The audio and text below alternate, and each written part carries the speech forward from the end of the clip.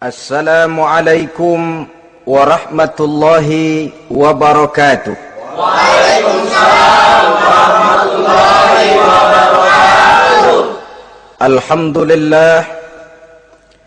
Alhamdulillahil jabbaril qahhar, al-azizil ghaffar, khaliqil jannati wan nar. Wassalatu wassalamu ala sayyidina Muhammadinil Mukhtar wa ala alihi wa ashabihil athhar, amma ba'du. Saudara-saudara kaum muslimin rahimakumullah. Pada pertemuan terdahulu di dalam membicarakan tentang hari kiamat, saya sudah menjelaskan bahwa setelah manusia menghadapi pengadilan Qadhi Rabbul Jalil, pada akhirnya terbagilah manusia dalam dua kelompok besar, fariqun fil jannah wa fariqun fis sa'ir. Sekelompok orang masuk ke dalam surga dan segolongan lainnya lagi masuk ke dalam neraka. Maka pada pertemuan kali ini kita akan membicarakan tentang surga dan calon-calon penghuninya. Surga dalam Al-Quran selalu disebut dengan kata-kata jannah, yang wujudnya surga itu sesungguhnya merupakan suatu tempat di akhirat nanti, yang di dalam tempat itulah Allah akan memberikan balasan berupa kenikmatan yang tiada terhingga kepada hamba-hambanya yang soleh, yang bentuk kenikmatan itu dijelaskan Allah dalam hadis qudsinya, a'dadtu li'ibadiyas salihin ma la aynun ra'at wa la uzunun sami'at wa la khatar ala qalbil bashar. Aku sediakan buat hamba-hambaku yang soleh satu kenikmatan yang belum pernah dilihat oleh mata, belum pernah terdengar oleh telinga, dan belum pernah terdetik dalam hati manusia tentang kenikmatan yang semacam itu. Jadi kalaupun dalam banyak ayat-ayat Al-Quran Allah menggambarkan tentang surga yang di bawahnya mengalir sungai-sungai, jangan disamakan dan dibandingkan dengan sungai yang ada di dunia ini. Kalau surga bercerita tentang pohon dengan segala buah-buahnya, jangan samakan dengan pohon dan segala buah-buahan yang ada di dunia ini. Kalau surga bercerita tentang istana, tentang tempat tidur, tentang permadani dan sebagainya, seluruhnya tidak sama dan tidak bisa disamakan atau dibayangkan dengan yang kita hadapi dalam kehidupan di dunia ini. Di sanalah manusia akan menemukan kehidupan yang hakiki, yang sebenar-benarnya, yang tidak akan pernah berubah untuk selama-lamanya. Adapun kehidupan di dunia ini, boleh saja kita katakan kehidupan yang kamuflase, fata morgana, atau dalam bahasa agama sering disebut dengan kehidupan khayali. Ia berubah, ia bertukar, ia berganti oleh pergeseran masa dan pertukaran waktu. Kita jadi orang kaya di dunia, bagaimanapun kayanya kita, kekayaan itu tidak lain adalah kekayaan khayali namanya. Hari ini dia kaya, besok dia boleh jatuh bangkrut. Tengoklah orang-orang kaya di dunia ini, yang tidak cuma sekedar memperkaya diri untuk dirinya sendiri saja, tapi kadang-kadang sudah mempersiapkan untuk anak-anaknya, untuk cucu-cucunya, untuk iparnya, untuk besannya, pendeknya untuk seluruh keluarganya. Tidak cukup harta cuma untuk 1, 2, 3, bahkan sampai 7 keturunan. Tidak cukup dengan uang miliaran, malah triliunan. Tidak cukup dengan punya tanah yang luas, malah gunung dibeli, laut dibeli, langit pun kalau dijual mau dibeli. Sudah melampaui batas yang dinamakan kewajaran, dihinggapi penyakit rakus bin serakah alias tamak, lalu menghalalkan segala macam cara untuk mencapai harta, padahal itu tidak lebih dari bayangan khayali. Harta yang banyak itu mampukah menolak penyakit yang hendak datang? Harta yang banyak itu mampukah menahan tumbuhnya uban selembar di atas rambutnya? Harta yang banyak itu mampukah mencegah sebuah giginya yang hendak permisi? Dan pada akhirnya harta yang begitu banyak itu mampukah menolak kedatangan malaikat maut? Sama sekali ternyata tidak. Itulah kekayaan khayali namanya. Karena itu orang yang terbuka mata hatinya, dia tidak hanya mengejar kekayaan khayali ini, dia mengejar kekayaan hakiki yang terpendam di dalam kepribadian berupa al-akhlaqul karimah. Akhlak dan budi pekerti yang terpuji yang menghiasi jiwa dan kehidupannya. Ada sifat sabarnya, ada sifat syukurnya, ada sifat qanaahnya, dan segala macam akhlak yang terpuji. Itulah kekayaan jiwa yang tidak bisa dinilai dengan materi. Kita punya pangkat, jabatan, kedudukan tinggi, pangkat apapun di dunia ini sesungguhnya tidak lebih dari pangkat khayali. Buktinya bahwa dia pangkat khayali, pangkat di dunia ini selalu ada bekasnya. Saudara kenal ada bekas camat? Ada? Ada bekas lurah, ada bekas gubernur, ada bekas menteri, ada bekas presiden. Hari ini dia lurah, besok bekas lurah. Hari ini dia camat, besok bekas camat. Hari ini dia menteri, besok bekas menteri. Pangkat khayali. Maka Quran menganjurkan jangan pangkat khayali yang kita kejar mati-matian. Sampai menggunakan sistem jilat atas, injak bawah, sikut kiri kanan, yang penting dapat kedudukan. Padahal itu tidak lebih daripada pangkat khayali. Quran menganjurkan carilah pangkat hakiki. Kedudukan di sisi Allah, maqam di sisi Allah, itulah pangkat yang sebenarnya. Apa jalan ke arah sana? Quran memberikan petunjuk. Wa minal laili fatahajjad bihi nafilatan lak asa ayyab'asaka rabbuka maqaman mahmuda. Di keheningan malam, dikala orang tidur nyenyak, bangunlah engkau tahajud kepada Allah Tuhanmu. Pasti kalau itu kau laksanakan, Allah akan menempatkan engkau di satu tempat yang terpuji, mendapat pangkat yang hakiki dan bukan sekedar pangkat khayali. Kita berusia muda, muda kita ini pun muda khayali. Berapa lama kita muda? Hari berubah jadi minggu, minggu bertukar menjadi bulan, bulan pergi datanglah tahun. Pergeseran masa dan pertukaran waktu membuat kita jadi berubah. Kulit yang tadinya kencang jadi lentur dan keriput. Segalanya berubah. Oleh karenanya, pada kehidupan di surga nanti, orang akan menemukan kehidupan yang hakiki, yang tidak akan pernah berubah untuk selama-lamanya. Nah, kita akan mulai dengan menjelaskan bagaimana sebenarnya keadaan surga itu. Pertama, luasnya. Berapa sih luasnya surga? Dengan logika, sekarang ini dunia dihadapi dengan kekhawatiran terhadap peledakan penduduk yang nyaris tidak terkendali. 5 miliar lebih jumlah manusia yang nongkrong di permukaan bumi. Tapi sesungguhnya planet bumi yang kita tinggali ini cuma satu planet kecil dari 9 buah planet yang berada dalam sistem tata surya matahari yang lazimnya kita namakan galaksi. Selain tata surya matahari yang namanya galaksi itu, masih terdapat lagi galaksi-galaksi lain yang dengan sendirinya juga dikitari oleh planet-planet lain.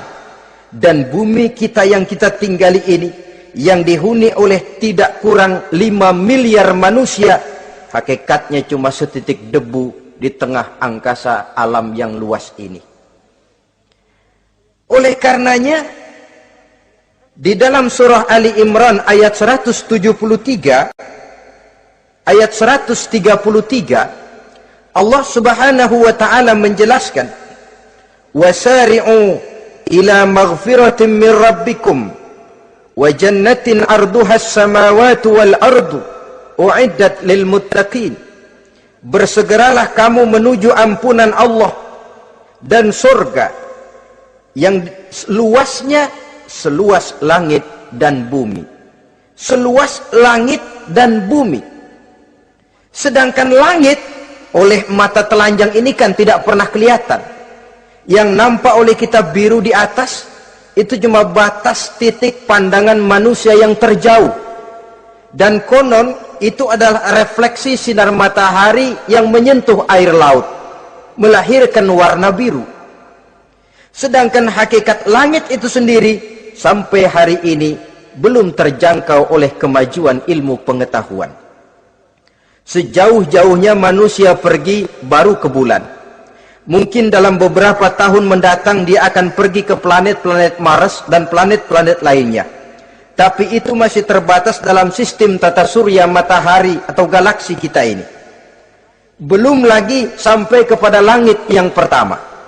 Surga yang disediakan untuk orang-orang saleh ini luasnya seluas 7 lapis langit dan bumi.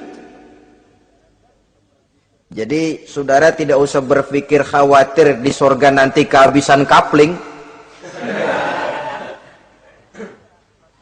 Di dunia ini saja masalah tempat tinggal sekarang ini jadi masalah pelik karena memang peledakan penduduk seiring dengan perkembangan tentang lapangan kerja yang harus disiapkan, sekolah yang mesti disediakan, sarana pendidikan yang harus disiapkan, rumah sakit untuk menjaga kesehatan, dan kompleks betul masalahnya. Tetapi di surga nanti arduhas samawati wal ard, luasnya seluas 7 lapis langit dan bumi. Satu keluasan yang hanya Allah saja yang maha tahu tentang batas-batasnya. Itu tentang luasnya surga. Lalu bagaimana keadaan di surga? Apakah ada bangunan-bangunan, taman-taman, kebun-kebun? Tentu ada. Di surga ada kebun yang tanamannya berupa tumbuh-tumbuhan dan menghasilkan buah-buahan yang buah-buahannya pun boleh dimakan oleh manusia karena tidak akan pernah ada larangan lagi dalam kehidupan di sana. Dalam surah Ar-Rahman ayat 54 misalnya kita dapati penjelasan dari Allah Subhanahu wa taala, "Wajanal jannataini dan." Begitu juga dalam surah Waqiah ayat 32 dan 33 Allah menjelaskan, "Wa fakihatin kasiratin la maqtu'ati wa la mamnu'ah." Dan di dalam surga itu terdapat buah-buahan yang sangat banyak sekali, yang tidak pernah putus-putusnya, wala mamnu'ah, dan tidak dilarang untuk mengambilnya. Yang dimaksud la maqtu'ah, tidak terputus, artinya buah-buahan di surga itu begitu kita petik keluar lagi gantinya, dipetik lagi keluar lagi gantinya. La maqtu'ah, tidak pernah putus. Lainkan pohon di dunia ini hari kita petik keluar lagi kapan? Musim tahun depan, nungguin kita. La maqtu'ah, tidak pernah terputus buah-buahan itu, wala mamnu'ah, dan tidak terlarang untuk memetiknya. Adakah pohon pisang? Pohon pisang ada. Anggur? Anggur banyak. Delima pun ada.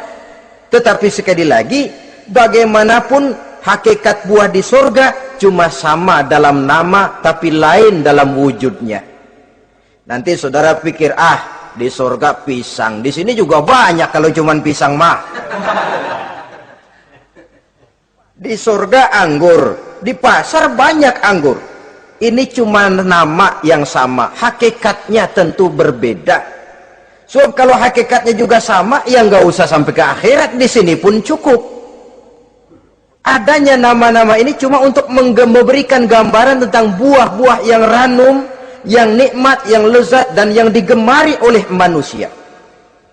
Dan jangan heran kalau di dunia ini biasanya pohon itu akarnya di bawah, buahnya yang di atas, maka di surga nanti terbalik pohon itu, akarnya yang di atas, buahnya yang ke bawah, sehingga orang nggak perlu tangga Dan ngambil buah tinggal metik saja, nggak perlu naik, nggak perlu manjat, nggak perlu bersusah payah. Saudara-saudara kaum muslimin rahimakumullah. Kemudian bangunannya bagaimana? Surga itu pun bertingkat. Di dalam Al-Furqan ayat 10 Allah subhanahu wa ta'ala menjelaskan, Tabarakallazi in sya'a ja'ala laka khairan min dhalik jannatun tajri min tahtihal anhar wa yaj'al laka kusura.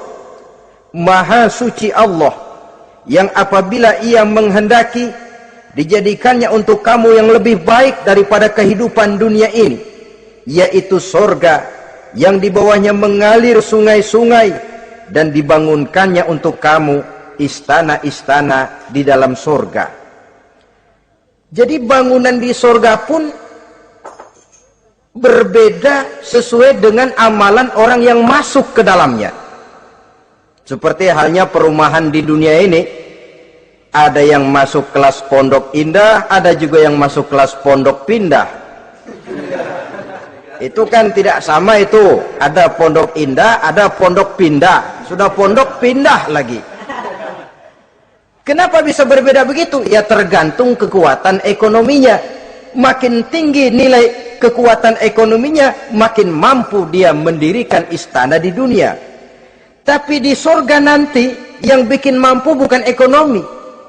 Yang bikin mampu adalah amalan pada waktu hidup di dunia.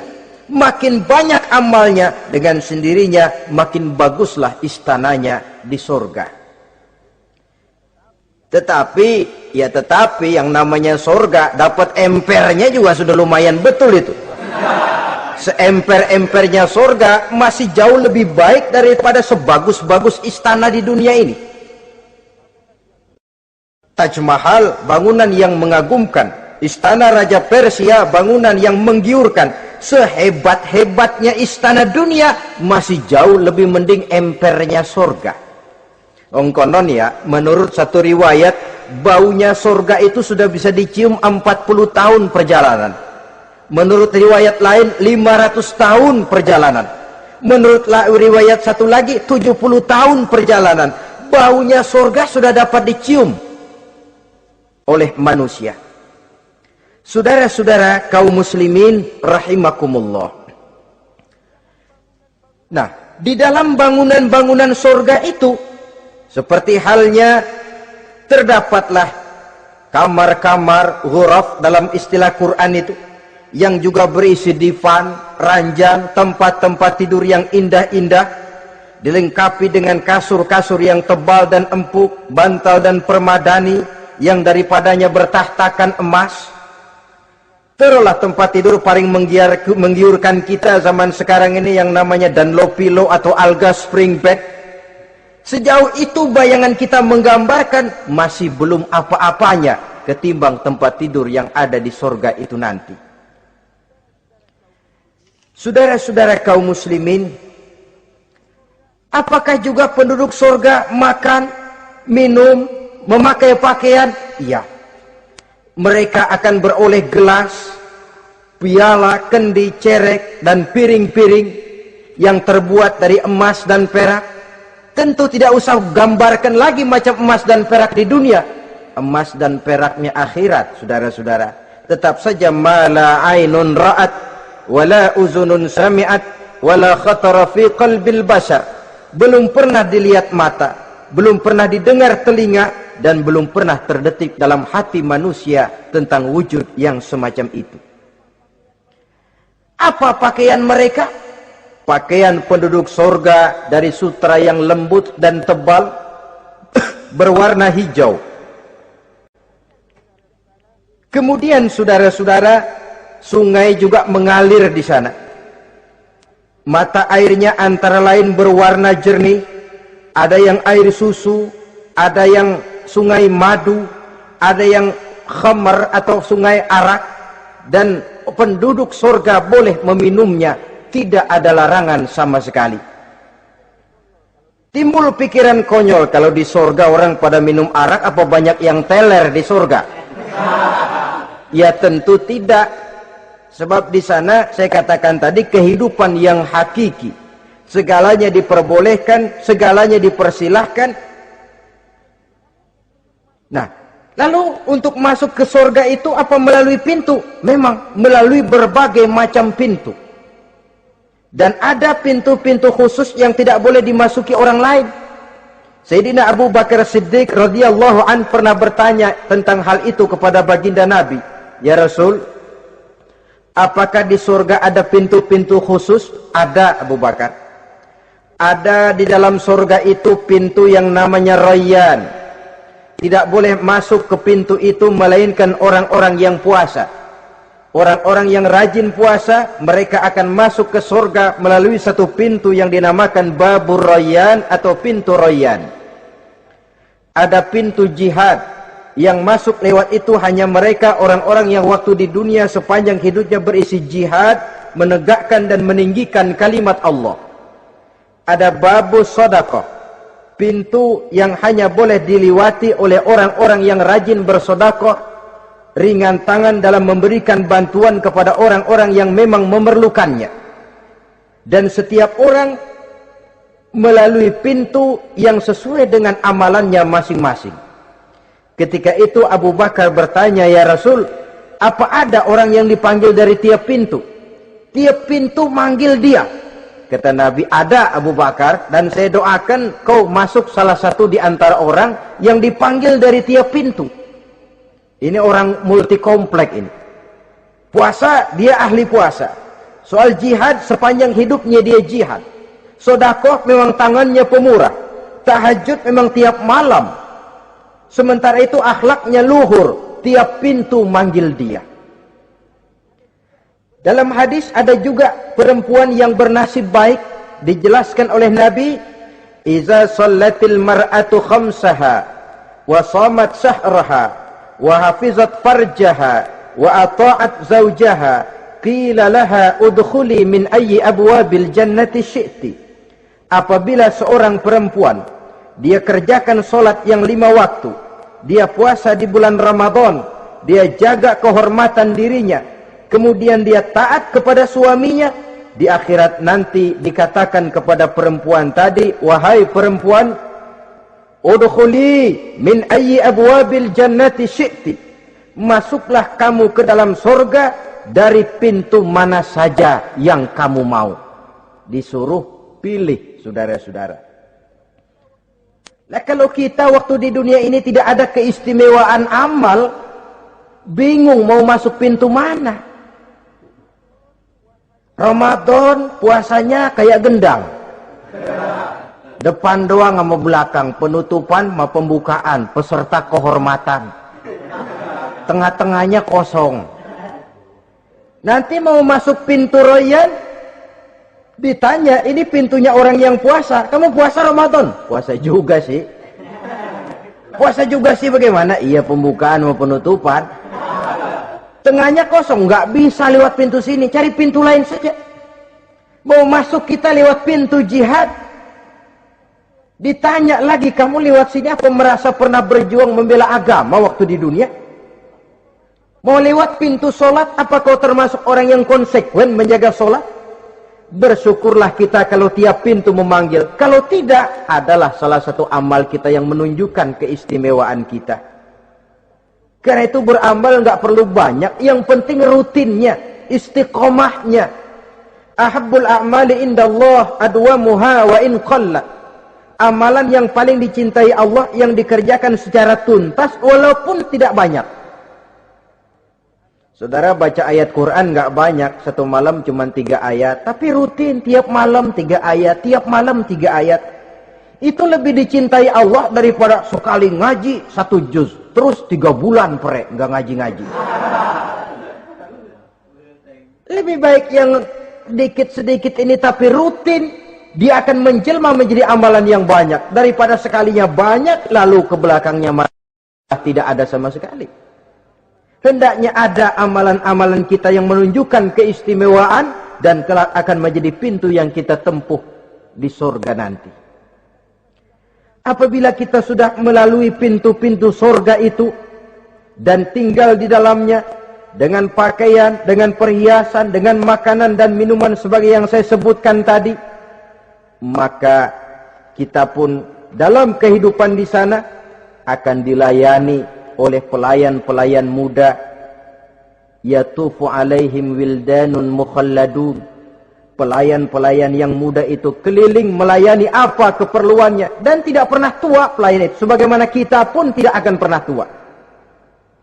Pendeknya sudah jadi king of king di surga itu, jadi raja di raja.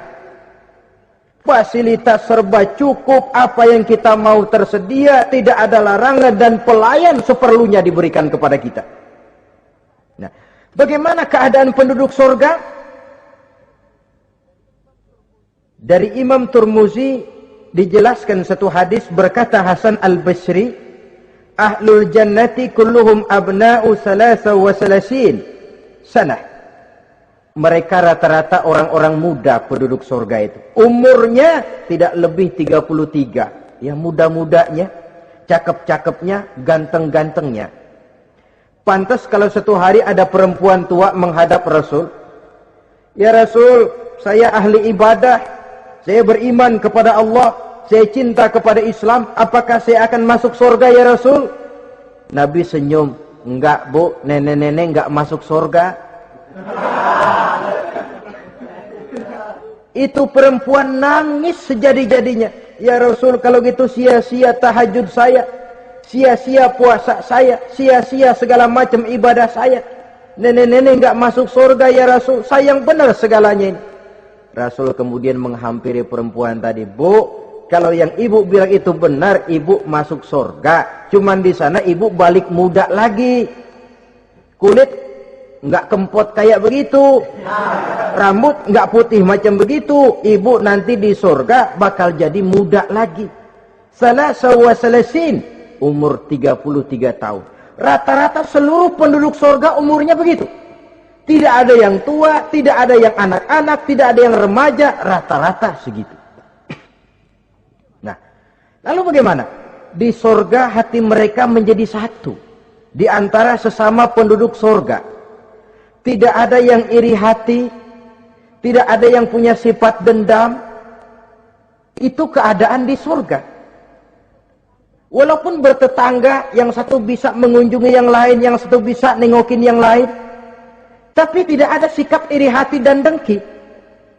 Tidak ada yang satu datang ke tempat saudaranya di surga, loh kapling lu lebih luas dari gua nih, nggak adil Tuhan. Tidak ada. Semuanya hati sudah menjadi satu. Tidak ada dendam, tidak ada iri hati. Kan jauh bedanya dengan kehidupan di dunia ini toh. Kadang-kadang di dunia ini begitulah romantikanya. Kita melarat, disuraki orang, kita sedikit kaya, diselidiki orang. Ada saja yang iri, ada saja yang hasut, dan selalu mencari cara untuk menjatuhkan kita. Di surga, hal semacam itu tidak akan kita temui. Orang tidak punya sifat iri hati dan dendam. Lalu bagaimana lagi keadaan penduduk surga itu? Mereka selalu merasa senang dan bahagia. Tiap hari, tiap saat yang dirasakan cuma itu saja. Tidak diselingi seperti kehidupan di dunia ini, di mana senang berseling dengan susah, bahagia berganti dengan derita, ada senyum bahagia, ada tangis menahan derita. Itu romantika kehidupan di dunia. Di akhirat itu tidak akan pernah ditemui dalam surga nanti. Orang selalu merasa senang karenanya di sana tidak ada keluh kesah, tidak ada orang yang murung, tidak ada orang yang narik napas panjang sambil menghitung bintang di langit. Selalu merasa senang dan selalu merasa bahagia. Lalu bagaimana kondisi fisik mereka? Di surga tidak ada orang yang cacat, baik ia cacat rohani ataupun cacat jasmani. Seperti yang kita temui di dunia ini, ada saja cacatnya. Kadang-kadang jasmani sehat, rohaninya sakit. Kadang-kadang rohaninya bagus, jasmaninya cacat. Di surga orang sempurna, komplit, cukup. Tidak ada yang cacat rohani ataupun yang cacat jasmani. Kalau dalam kehidupan di dunia ini mereka cacat, bagaimana? Mereka akan utuh dan sempurna apabila masuk ke dalam surga. Dan di surga, sungguh pun mereka makan, sungguh pun mereka minum, mereka tidak akan pernah buang air. Baik air besar maupun air kecil. Sebab kalau makan dan minum di surga harus buang air, tentu malaikat harus menyediakan WC. Dan kalau surga sudah ada WC, tentu tinja yang repot. Saudara-saudara kaum muslimin, tidak buang air juga tidak buang angin. Dan tidak sakit, tidak terkena penyakit. Penyakit apapun namanya, sudah di surga itu daerah bebas penyakit. Jadi barangkali kalau keluar ke halaman surga nggak pakai baju masuk angin, tidak. Sebab di sana repot nyari duit kerokan.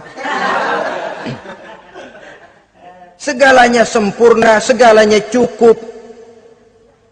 Lalu bagaimana kalau tiap saat mereka makan, tiap saat mereka minum tapi tidak buang air? Konon keringat yang keluar dari mereka, tubuh mereka. Dan keringat yang keluar itu mengandung bau kasturi yang amat sangat harum baunya. Saudara-saudara, kemudian penduduk surga itu oleh Allah diberikan teman hidup yang namanya bidadari. Makhluk Allah yang teramat sangat cantiknya, yang tidak bisa kita bayangkan macam apa cantiknya. Barangkali kalau kita menonton film, kita kagum dengan bintang-bintang film kenamaan yang cantiknya selangit. Itu mah belum ada seujung kukunya dari para bidadari. Mereka dalam Quran disebut azwajun mutahharah, istri yang disucikan. Apa pengertian suci di sini? Belum pernah tersentuh sebelumnya, baik oleh manusia, baik oleh jin, baik oleh malaikat sekalipun. Jadi memang orisinil, build up dari sononya belum kepake.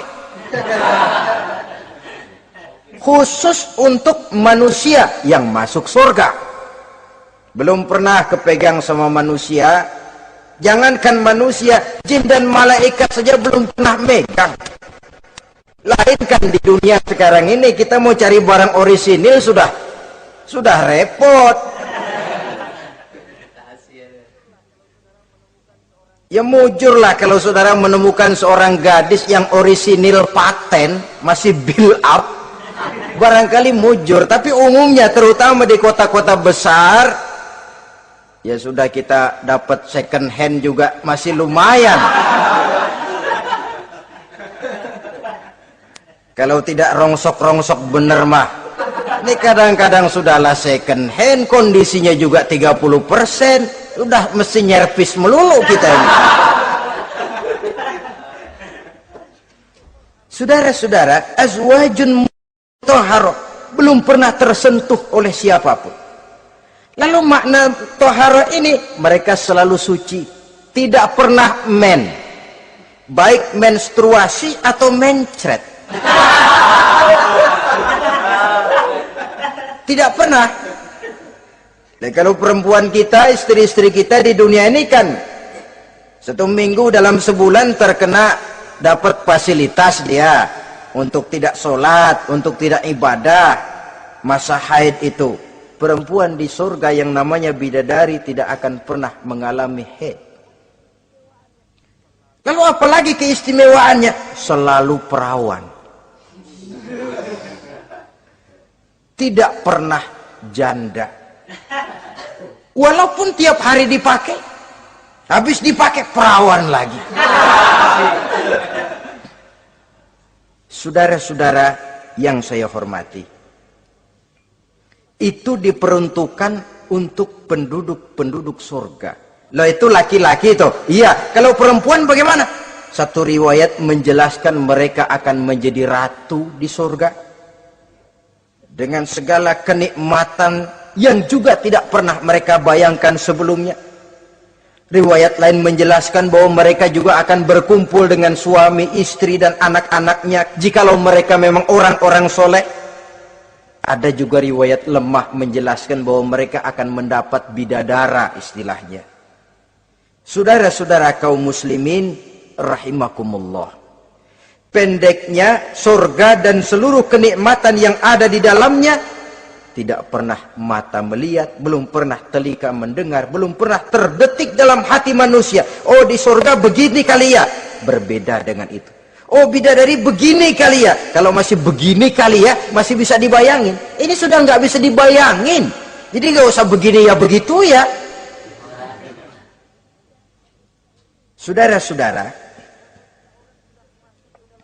apabila orang sudah masuk ke dalam surga, bertemu dengan sesama teman waktu di dunia, surah At-Tur menjelaskan ayat 25-26, wa aqbala ba'duhum ala ba'di yatasaalun qalu inna kunna qablu fi ahlina musfikin famanna Allahu alaina wa waqana azabas samum. Apabila mereka telah masuk ke dalam surga, sebagian yang lain berkunjung kepada sebagian yang lain. Cara kita belah sono, ini teman kita dulu waktu di dunia, yuk samperin yuk. Ba'duhum ala ba'di yatasaalun, saling tanya menanya. Kalau istilah kita, sampai juga kemari? Iya. Saya waktu di dunia dulu sebenarnya sudah khawatir takut mendapat azabnya Allah, tapi Allah memberikan karunia kepada saya diselamatkan dari azab, dari mara bahaya neraka, sampailah saya ke dalam surga ini. Alhamdulillah. Bagaimana kabarnya ente? Alhamdulillah saya juga sampai ke surga ini. Si fulan bagaimana? Nyangkut kali dia mah di neraka. Yatasaalun, saling tanya menanya hal ihwal dan keadaan mereka. Tapi satu hal yang jelas saudara-saudara, di surga nanti itu tidak ada perkataan yang sia-sia, tidak ada ucapan kotor, tidak ada omongan keji, dan tidak ada omongan kosong. Tidak ada omongan yang sia-sia, ucapan-ucapan yang kotor, mencaci maki, itu tidak ada. Karena sifat marah pun tidak ada dalam surga. Kalau di sini kadang-kadang sedikit marah sudah semrawut, kata-kata kita sudah out of control. Di sana tidak ada kata-kata kosong yang tidak ada manfaat dan tidak ada gunanya. Saudara-saudara kaum muslimin rahimakumullah. Kemudian yang terakhir, kita akan membicarakan apa saja nama-nama surga itu dan siapa calon orang-orang yang masuk ke dalamnya. Pertama, yang dinamakan Jannatul Firdaus atau surga Firdaus. Surga Firdaus ini oleh Allah Subhanahu wa taala disediakan untuk orang yang dijelaskan dalam surah Al-Mu'minun ayat 1 sampai dengan 11. Qad aflahal mu'minun, beruntunglah orang-orang yang beriman. Jadi kalau saudara ingin dapat kapling di tempat yang namanya Firdaus, itu boleh pesan mulai sekarang. Nafas masih ada, Allah masih memberikan kesempatan untuk hidup, pesan tempat dari sekarang. Apa harga karcisnya? Pertama, qad aflahal mu'minun, harus beriman. Ini syarat mutlak. Tidak beriman, gak usah minta karcis. Minggir. Ini karcis pertama harus untuk orang yang beriman. Setelah itu yang kedua apa? Allazina hum fi salatihim khashi'un. Mereka yang khusyuk di dalam solatnya. Jadi untuk mendapat tiket ke surga Firdaus itu, setelah beriman, khusyuk di dalam solat. Artinya khusyuk tarkul ghair li ajlil amal, meninggalkan yang lain dan hanya memfokuskan diri kepada satu pekerjaan yang sedang dihadapi. Kalau kita makan sambil ngobrol, itu namanya makannya nggak khusyuk, sebab ada sambil ngobrolnya. Nah, sholat yang khusyuk, sholat yang di dalamnya tidak berisi yang lain kecuali sholat itu, meninggalkan yang lain dan hanya memfokuskan diri saja untuk melaksanakan suatu amalan. Dan sholat khusyuk itu berat. Kadang-kadang waktu mau sholat kita nggak ingat apa-apa, begitu sudah masuk takbir yang kita lupa malah kita ingat. Itu kurang ajarnya iblis. Mau sholat nyari dompet nggak ketemu, begitu takbir, aduh dompet di atas meja. Ini kalau sembahyang lama-lama digerataki orang nanti nih, mulai kocar kacir sholat kita. Makanya kata Imam Nawawi, sudah dinamakan khusyuk untuk tingkatan orang awam kalau pada waktu takbir dia ingat Allah. Segitu aja dulu dah tingkatan orang awam itu. Sebab yang namanya khusyuk itu hudurul qalbi wa sukunul jawarih. Hatinya ikut sholat, anggota badannya tenang tentram di waktu sholat, khusyuk. Kalau waktu sholat garuk sono, garuk sini, kaki ketekas, ketekus. Terus sudah anggota badannya nggak khusyuk. Atau anggota badannya tenang tentram, nggak gerak-gerak, cuma hatinya ngayab kemana-mana. Badannya di musola, hatinya di pasar. Itu juga nggak khusyuk, dan itu berat. Karena itu ini syarat kedua untuk mendapat tiket ke Firdaus. Imam Ali saja pernah dites oleh Rasul. Ya Ali, saya ya Rasul, kalau kau bisa sembahyang khusyuk, aku boleh kasih kau serban. Kamu boleh pilih yang hijau apa yang putih nanti. Baik ya Rasul. Sembahyang beliau 2 rakaat. Selesai salam ditanya, yang mana sorbannya Li? Kata Imam Ali, yang hijau ya Rasul. Belum nengok udah yang hijau ya Rasul. Kata Nabi, kalau begitu ente nggak khusyuk Li. Kenapa? Mungkin tadi waktu sujud mikirin, ntar kalau gua ditawarin milih yang hijau aja dah. Belum nengok sudah menjawab. Saudara-saudara, yang ketiga, wallazina hum 'anil lagwi mu'ridun.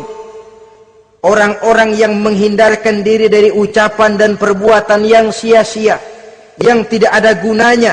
Ini tiket yang syarat yang ketiga untuk mendapat tiket ke Firdaus itu, menghindarkan diri baik dari ucapan ataupun perbuatan yang sia-sia, yang tidak ada nilainya baik dalam pandangan manusia, lebih-lebih lagi dalam pandangan Allah.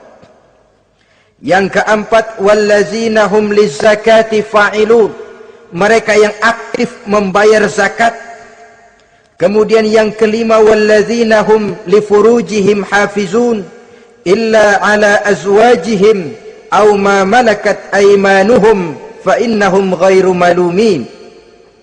Orang-orang yang memelihara kehormatan dirinya kecuali kepada istrinya atau kepada budak sahayanya, pandai mengendalikan nafsu, tidak terperosok memperturutkan syahwatnya. Yang keenam, wallazina hum li amanatihim wa ahdihim raun. Orang yang pandai menjaga amanah dan pandai menepati janji. Saudara-saudara, kalau janji ditepati, sebab janji adalah hutang. Yang ketujuh, wallazina hum ala salawatihim yuhafizun. Mereka juga selalu memelihara, tidak cuma sekedar khusyuk, tapi memelihara solat dengan baik. Ayat ke-11 dari Al-Mu'minun ini ditutup oleh Allah dengan jelas, ulaika humul warisun allazina yarisunal firdausa hum fiha khalidun. Mereka itulah para ahli waris yang akan menerima warisan berupa surga Firdaus dan mereka kekal di dalamnya. Kalau tadi sudah kita tangkap bahwa begitu besar kenikmatan yang ada di dalam surga, ternyata barang yang mahal memang tidak mudah untuk didapat. Saudara-saudara, inilah surga Firdaus. Adapun yang kedua, nama surga itu disebut dalam Quran Jannatu Adnin, surga Aden. Untuk siapa mereka? Dalam surah Ar-Ra'd ayat 22 dan 23 Allah menjelaskan, wallazina sabaru ibtigha'a wajhi rabbihim wa aqamus shalah wa anfaqu mimma razaqnahum sirran wa alaniyah wa yadra'una bil hasanati sayyi'ata ulaika lahum uqbad dar jannatu adnin yadkhulunaha. Dan orang-orang yang sabar, wallazina sabaru, orang-orang yang sabar. Sabar dalam apa? Ibtigha'a wajhi rabbihim, dalam menuntut keridhaan Allah. Sabar dalam mencari keridhaan Allah. Sujud mencari keridhaan Allah, sabar. Puasa mencari keridhaan Allah, sabar. Melaksanakan segala macam ibadah untuk mencari keridhaan Allah, sabar. Ini syarat untuk mendapat tiket ke surga Aden nanti, Jannatu Adnin. Sabar dalam mencari ridho Allah. Apalagi di zaman sekarang katanya persaingan hidup makin tajam, lapangan kerja makin sulit, mental hipokrit makin merajalela, golongan munafik alias bunglon ada di mana-mana. Kalau nemplok di daun kuning warnanya kuning, hinggap di daun hijau dia jadi hijau, nempel di dahan coklat jadi coklat. Menjilat ke sana kemari, bukan untuk mendapat ridho Allah kadang, tapi untuk mendapat ridho atasannya, mendapat restu atasannya. Ini kan realita dalam kehidupan. Saudara-saudara, mencari muka. Padahal seorang muslim ibtigha'a wajhi rabbihim, sabar dalam mencari ridho Allah. Lalu wa aqamus shalah, mereka mendirikan salat. Di sini hanya pengertian umum, mendirikan salat. Kalau dalam Firdaus tadi ditegaskan, tidak cuma sekedar mendirikan, tapi juga khusyuk dan memelihara. Ini mendirikan, saudara-saudara. Maaf, ada orang yang mengerjakan sholat, ada orang yang mendirikan sholat. Apa bedanya itu? Kalau mengerjakan sholat cuma sekedar gugur kewajiban. Pokoknya gugur kewajiban beres. Kadang-kadang pulang sembahyang Jumatnya bersendal. Enggak sembahyang dia, sembahyang. Kok nyolong sendal pulangnya? Itu baru ngerjain sholat, belum mendirikan sholat. Kalau mendirikan sholat, selesai sholat, ajaran sholat diterjemahkan dalam kehidupan. Itu mendirikan namanya. Ada istimror, kontinuitas alias kesinambungan. Selesai sholat, akhlak sholat, ajaran sholat diterjemahkan di luar sholat. Itu makna aqamus sholat. Apalagi syarat yang ketiga untuk mendapat tiket ke surga Aden ini? Wa anfaqu mimma razaqnahum sirran wa alaniyah, menginfakkan, membelanjakan di jalan Allah rezeki yang diberikan kepada mereka, baik terang-terangan maupun sembunyi-sembunyi. Maka sedekah itu terang-terangan baik, sembunyi-sembunyi juga baik kalau niatnya ikhlas karena Allah. Terang-terangan baik, kenapa? Untuk merangsang orang lain supaya berbuat seperti kita, bukan untuk dipuji, bukan untuk mendapat ria. Saudara-saudara, saya yang miskin nyumbang 100.000, saudara berapa yang kaya? Ini boleh untuk merangsang orang lain. Tapi kalau untuk ria, itu tentu dilarang oleh agama. Terang-terangan boleh, sembunyi juga boleh, bahkan itu yang dianjurkan oleh Nabi. Tangan kiri tidak tahu apa yang diberikan oleh tangan kanannya. Saudara-saudara, lalu yang keempat, wa yadra'una bil hasanati sayyi'ata, mereka menolak kejahatan dengan kebaikan. Dia hanya tidak berteriak-teriak tentang kemiskinan, tapi melakukan usaha bagaimana mengatasi kemiskinan. Dia tidak hanya berteriak dengan mengemukakan berbagai macam kemunkaran, tapi mengimbanginya dengan menanamkan segala macam kebajikan. Seperti sekarang ini tuh, air saja kalau cuma dibendung tapi tidak disalurkan kan ngebludak, jebol bendungan. Kita cuma teriak anak-anak muda dihantam oleh kebudayaan barat yang merusak moral, tapi mana kebudayaan Islam kita? Gak pernah kita timbulkan. Musuh kita adalah kemiskinan dan kebodohan, jelas.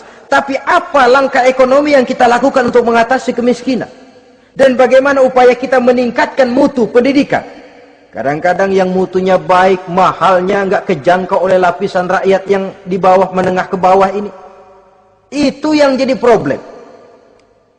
Orang yang mendapat tiket ke surga Adnan ini, mereka menolak kejahatan dengan mengimbanginya, melakukan kebajikan. Tidak cuma teori, tidak cuma propaganda, tapi ada langkah konkret bahwa untuk membentengi kemaksiatan harus diperbanyak munkarat.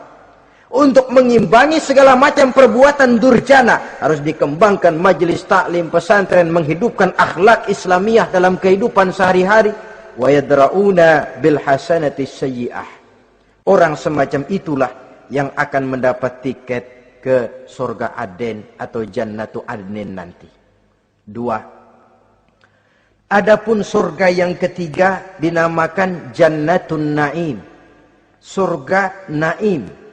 Naim mengandung arti penuh kenikmatan. Tiketnya sederhana saja. Al-Qalam ayat 34. Inna lil muttaqina inda rabbihim jannatu naim.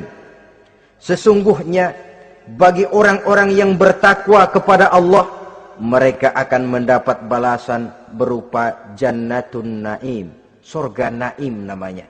Jadi tidak banyak untuk mendapatkan surga naim ini, cuma takwa. Cuman takwa yang jadi banyak. Apa itu takwa? Sekarang ini kan takwa jadi lalap. Dan orang sering menggunakan istilah agama di zaman sekarang ini untuk maksud yang tidak sama dengan maksud agama. Padahal takwa ini jelas, sebelum Islam datang ke Indonesia, kita orang Indonesia tidak kenal kata-kata takwa.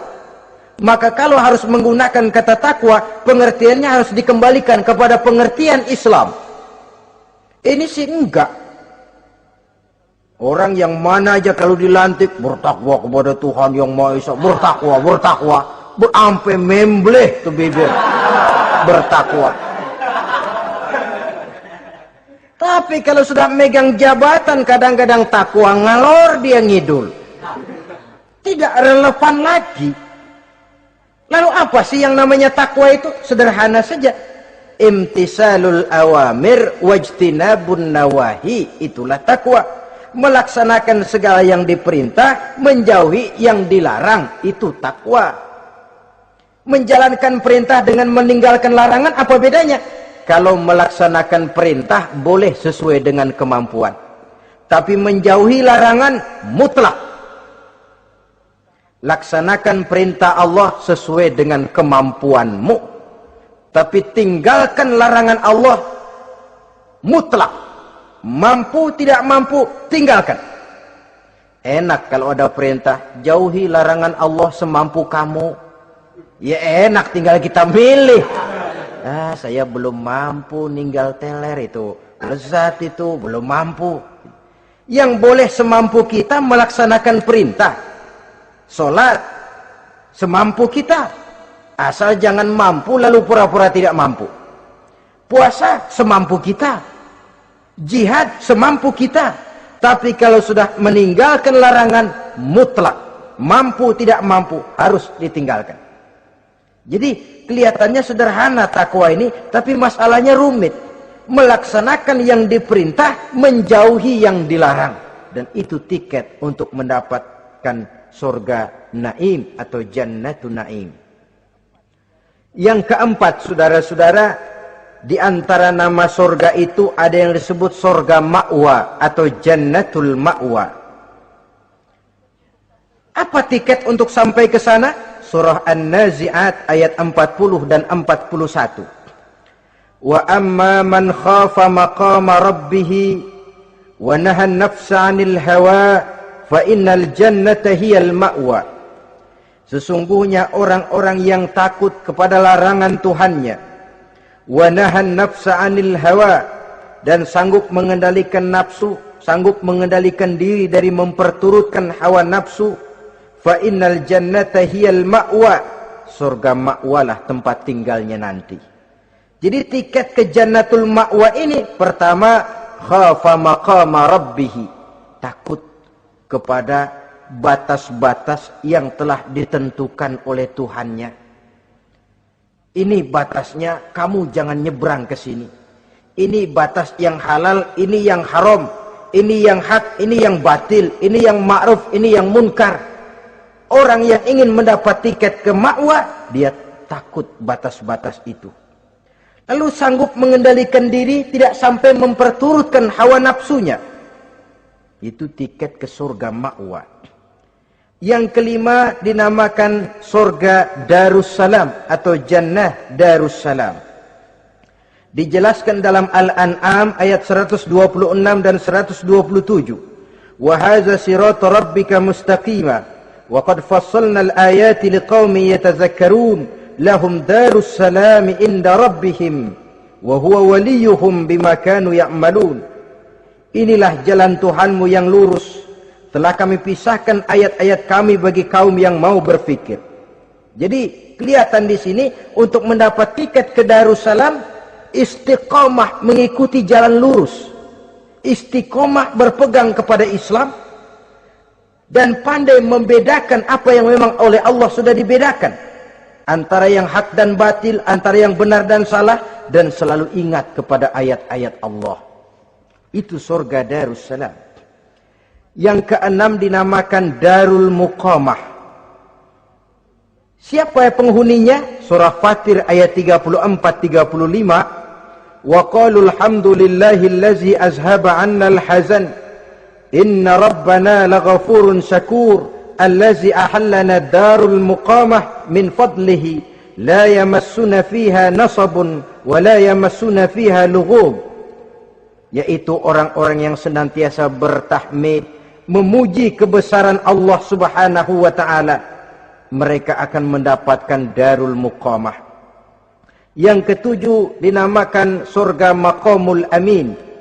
Ini pun disediakan untuk orang yang bertakwa, seperti dalam Ad-Dukhan ayat 51, innal muttaqina fi maqamin amin. Dan yang terakhir, yang kedelapan adalah surga khuldi atau Jannatul Khuldi. Dalam surah Al-Furqan ayat 15 dijelaskan, qul adzalika khairun am jannatul khuldi allati wu'idal muttaqun kanat lahum jazaan wa masira. Saudara-saudara kaum muslimin rahimakumullah, oleh terbatasnya waktu, inilah sekelumit tentang surga dan calon-calon penghuninya. Mudah-mudahan dijadikan kita oleh Allah termasuk salah seorang di antara calon-calon yang kelak akan menjadi penghuni surga, mendapat kenikmatan yang kekal dan abadi di dalamnya. Amin ya rabbal alamin. Terima kasih atas segala perhatian. Mohon maaf atas